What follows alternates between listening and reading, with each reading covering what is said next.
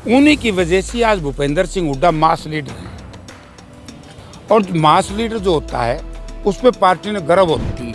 तो क्या आपस में अभी तक ये गुटबाजी नहीं दिखाई दे रही अलग अलग प्रोग्राम में? यार सारे इकट्ठे करें तो हमारे तो यह बात करें जाओ हो। धनखड़ यहाँ था, मनोहर लाल जी वहाँ थे और बीज साहब वहाँ थे। ये तो अलग अलग करे, सारे एक की जगह इकट्ठे हुएंगे तो स्वाभाविक है कि मास लीडर को ही लीडर माना जाता है। और जनता मानती है कि दीपेंद्र सिंह हुड्डा आज़ादी के बाद 43 साल की उम्र में चौथी बार का MP है तो दीपेंद्र सिंह हुड्डा है। अपने घर में सोच लेना, इसने वायदा करा था कि मैं पेरिस बना दूंगा आदमपुर को। आज आदमपुर की हालत क्या है? इसने कहा था मैं 500 करोड़ के विकास कार्य कराऊंगा, आज कहाँ विकास कार्य? इसने कहा था मैं रोजगार दिलवाऊंगा, बताओ कुलदीप बिश्नोई कितने रोजगार दिलवाए हैं? चीफ मिनिस्टर का कैंडिडेट था ही कुलदीप बिश्नोई। अब मंत्री पे तो आ गया, मंत्री की भीख मांगदांड है ना। पहले कांग्रेस में तो कहता था बनूंगा, अब कह के दिखा दो ना। अगर कुलदीप बिश्नोई हिसार से लोकसभा में आते हैं तो आप क्या उनकी टक्कर में लड़ेंगे? मैं मान जूँ JJP BJP का कोई बड़ा नेता जैसे राहुल जी ने फांट मारी नहीं मार के दिखा दो, जैसे उन्होंने धान लगा के दिखा दो। पूर्व केंद्रीय मंत्री आज आदमपुर के दौरे पे, आज हम इनसे हरियाणा की राजनीति पे चर्चा करेंगे। सर, अब कल जो रैली हुई है उसमें भूपेंद्र हुड्डा जी ने ये कहा है कि 18 साल से मेरी दावेदारी है CM पद को लेकर, तो ऐसे में अगला CM कौन बनेगा? और कुमारी शैलजा ने साथ के साथ यही बयान दिया है कि जो CM बनाना हाई कमान का काम है। ठीक है, अपनी अपनी जगह दोनों नेता सही है। भूपेंद्र सिंह जी हुड्डा ने ठीक कहा कि 18 साल पहले मैं हरियाणा प्रदेश का मुख्यमंत्री बना था और उस वक्त जो मैंने विकास के कार्य किया, हरियाणा प्रदेश की तरक्की के काम करा, हरियाणा प्रदेश में जनहित के काम किए, उन्हीं की वजह से आज भूपेंद्र सिंह हुड्डा मास लीडर हैं। और मास लीडर जो होता है उस पर पार्टी ने गर्व होता है, पार्टी हाईकमान ने तो खुशी है कि हाँ 2 BJP भी है, JJP भी है, आम आदमी पार्टी है, उनके मास लीडर नहीं है। मास लीडर है तो कांग्रेस पार्टी में है भूपेंद्र सिंह हुड्डा। तो स्वाभाविक है कि मास लीडर को ही लीडर माना जाता है और जनता मानती है। और शैलजा जी की बात भी ठीक है, वे पार्टी हाईकमान फैसला करती है, क्योंकि रिवायत है कांग्रेस पार्टी की कि जिसको विधायक दल के लोग अनुशंसा करेंगे वही मुख्यमंत्री होगा, विधायक उसी को अनुशंसा करेंगे ना। तो स्वाभाविक है, दोनों अपनी अपनी जगह ठीक है, बात दोनों की एक ही है। अभी सर कुलदीप बिश्नोई ने एक बयान दिया है दीपेंद्र हुड्डा को लेकर। उन्होंने दीपेंद्र हुड्डा को हरियाणा का पप्पू कहा है, क्योंकि उन्होंने ये कहा है कि उन्हें राजनीति का ज्ञान नहीं और गणित भी नहीं पता, क्योंकि 2019 में जब उनको 63,000 वोट मिले थे, अब की बार जो 51,000 वोट मिले हैं तो मार्जिन काफ़ी ज़्यादा है BJP का। देखिए, वैसे तो मैं कुलदीप बिश्नोई का ऊपर चर्चा नहीं करनी चाहिए, जिसको लोगों ने रिजेक्ट कर दिया, जिसने अपने बाप के कार्यक्रमों को, अच्छे कामों को मिट्टी में मिला दिया, तो ऐसे आदमी की मैं चर्चा नहीं करूंगा। लेकिन मैं एक बात कहना चाहता हूं कि दीपेंद्र सिंह हुड्डा आज़ादी के बाद 43 साल की उम्र में चौथी बार का MP है तो दीपेंद्र सिंह हुड्डा है। उन लोगों ने समझ लेना चाहिए। लेकिन ये फ्रस्ट्रेशन में बात करते हैं, क्योंकि वो जैसे क्या होता है ना अपना गामा में, काटरू तो है जब थन छुट जाए नहीं वो लोटी में सिर मारे। इसने गलती से BJP चढ़वाई दी, इस पर हमारे कई साथियों ने बुकाया के ये भी भाजांड है, कांग्रेस इसने लेंदी नहीं, BJP में शामिल कर दिया और BJP वाले इसने मुँह लांदे नहीं। पहला दीपेंद्र की बात करे है, अपने घर में सोच लेना, इसने वायदा करा था कि मैं पेरिस बना दूंगा आदमपुर को। आज आदमपुर की हालत क्या है? इसने कहा था मैं 500 करोड़ के विकास कार्य कराऊंगा, आज कहाँ विकास कार्य? इसने कहा था मैं रोजगार दिलवाऊंगा, बताओ कुलदीप बिश्नोई कितने रोजगार दिलवाए हैं? ये अपनी बात तो करता नहीं, दूसरों के ऊपर चर्चा करता है। तो इसलिए भाई ये तो परेशान है और ये हरियाणा छोड़ के भागेगा। अगर कल की रैली की बात की जाए जिसमें भूपेंद्र हुड्डा समक्ष नेताओं ने भाग लिया, किरण चौधरी अलग कर रही थी, तो क्या आपस में अभी तक ये गुटबाजी नहीं दिखाई दे रही? अलग अलग प्रोग्राम हो रहे हैं। यार सारे इकट्ठे करें तो हमारे तो यह बात करें जाओ हो।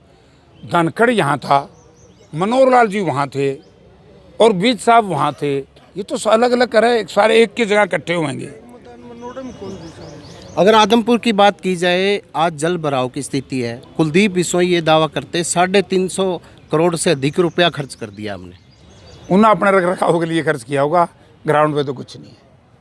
और कुलदीप बिश्नोई को मैं निमंत्रण देता हूँ, मैं 1 बजे आदमपुर में जा रहा हूँ। आदमपुर की दुर्दशा जरा कपड़े निकाल करके, जैसे राहुल जी किसान की दर्द को देखने के लिए गए थे ना, किसान के बीच में, मजदूर के बीच में, ऐसे ही निकल के वहाँ देखिए आदमपुर के लोगों की क्या दुर्दशा है।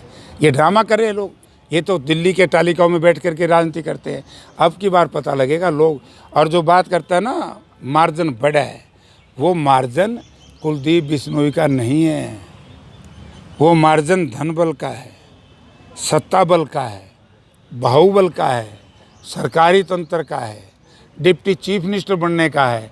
अब यहाँ तो डिप्टी चीफ मिनिस्टर का कैंडिडेट था ही कुलदीप बिश्नोई, अब मंत्री पे तो आ गया। मंत्री की भीख मांगदांड है ना। पहले कांग्रेस में तो कहता था कि मैं मुख्यमंत्री बनूंगा, अब कह के दिखा दो ना, अब अपना मंत्री बनना खबर है। और अब यहाँ से राजस्थान की बात करता है।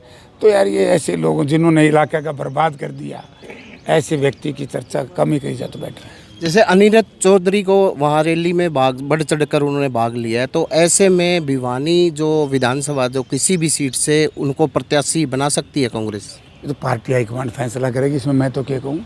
लेकिन ये बात ठीक है, अनुरोध की तकरीर में सुन रहा था, चौधरी बंसीलाल का वारिस है भाई। जब वारिस की बात सब लोग कर रहे हैं तो अनिरुद्ध क्यों नहीं करेगा? उसका क्लेम है, चौधरी बंसीलाल का पोता है और होनहार भी है और अच्छे काम भी कर रहे हैं, और उसने खेल जगत में एक स्थान भी बनाया है, नौजवानों में एक जगह भी बनाई है। तो क्लेम करना की माड़ी बात है। लड़ेगा वो, लड़ेगा, लोग तो वारिस उसी को मानेंगे। कुलदीप बिश्नोई को अभी जैसे राजस्थान की जिम्मेवारी सौंपी है, तो उन्होंने ये भी दावेदारी जताई है कि हिसार से मैं भी लड़ सकता हूं। तो अगर कुलदीप बिश्नोई हिसार से लोकसभा में आते हैं तो आप क्या उनकी टक्कर में लड़ेंगे? पार्टी फैसला करेगी, ना उसका हाथ में ना मेरा हाथ में, और उसके तो जमाया हाथ में को नहीं। ना वो यहाँ से लड़ेगा जो लोगों को वही टाइम याद आ जाएगा जब ये मेंबर पार्लियामेंट था, इसकी ग्रांट भी लैप्स हुई थी। और आदमपुर के लोगों को यह आ जाएगा, 1 साल पहला तो डिप्टी चीफ मिनिस्टर बन के लोगों ने बुकाया गया था, बोला थारे नाले भी बना दूंगा, अखाड़े भी बना दूंगा, आदमपुर को पेरिस बना दूंगा। उसका जवाब देना पड़ेगा। अच्छी बात है, कुलदीप बिश्नोई चुनाव लड़े यहाँ से लोकसभा का, और कांग्रेस पार्टी का कोई लड़े, मैं बाहर ज़्यादा चर्चा नहीं करूँगा, लेकिन आदमपुर से कुलदीप बिश्नोई को 15-20 हज़ार की हार मिलेगी। जैसे राहुल गांधी आम लोगों से मिल रहे हैं, किसानों से भी मिल रहे हैं, अभी सोनीपत भी आए थे, तो इसको लेकर क्या कहेंगे? आगे कैसे देखते हैं राहुल गांधी की? मैं यही कह रहा हूँ कि राहुल जी के ने जो 4500 किलोमीटर 4500 किलोमीटर पैदल यात्रा की, उससे जो उनको व्यवहारिक ज्ञान हासिल किया, और उस व्यवहारिक ज्ञान को और मजबूत बनाने के लिए लोगों के मनों में विश्वास पैदा करने के लिए इस तरह का काम उन्होंने किया। मैं इसकी सराहना करता हूँ। इससे लोग आज पूरे देश का किसान, पूरे देश का मजदूर ये महसूस करता है, ये नेता थे नहीं, बीजेपी वाले जेजेपी वाले गेहूँ काटते हैं, वो बैल तो रहते पकड़ ले, और तूड़ी क्या बनाएगी, तड़े तो पकड़ के गेहूँ काटनी हुआ है। मैं सब पार्टी के नेताओं से जो ड्रामे की बात करते थे ना, वो राहुल जी से सीखें ट्रैक्टर कैसे चलाया जाता है। मैं मान जूँ जेजेपी बीजेपी का कोई बड़ा नेता जैसे राहुल जी ने फांट मारी, नहीं मार के दिखाई दो, जैसे उन्होंने धान लगा के दिखाई दो। तो राहुल गांधी जी ने देश की कमान संभालनी है, तो सारा ज्ञान अर्जित किया और उस ज्ञान का व्याख्यान कर रहे हैं। तो अगले सीएम कौन बनेंगे कांग्रेस के? अरे बार फिर यही पूछा, अगले सीएम कौन बनेंगे कांग्रेस के? और कौन बनेगा? जिन्हें विधायक चाहेंगे, और पार्टी हाईकमांड विधायकों के अनुशंसा पर खरी उतरेगी। और लोगों के मन में देखो जो है मास लीडर वो भूपेंद्र सिंह हुड्डा है, तो पार्टी हाईकमांड तो उसी का सम्मान करेगी ना, लोगों की भावना का। जी, ये थे पूर्व केंद्रीय मंत्री। इनका साफ तौर से कहना था जब कुलदीप बिश्नोई एमपी थे उनकी ग्रांट लैप्स हुई थी, और ऐसे में आगे राहुल गांधी जी ने जो यात्रा की थी उसका काफ़ी प्रभाव पड़ा है। ऐसे में राहुल गांधी अब किसानों से और लोगों से मिले, इससे कांग्रेस का आगे ग्राफ बढ़ेगा। प्रवीण कुमार, हिसार।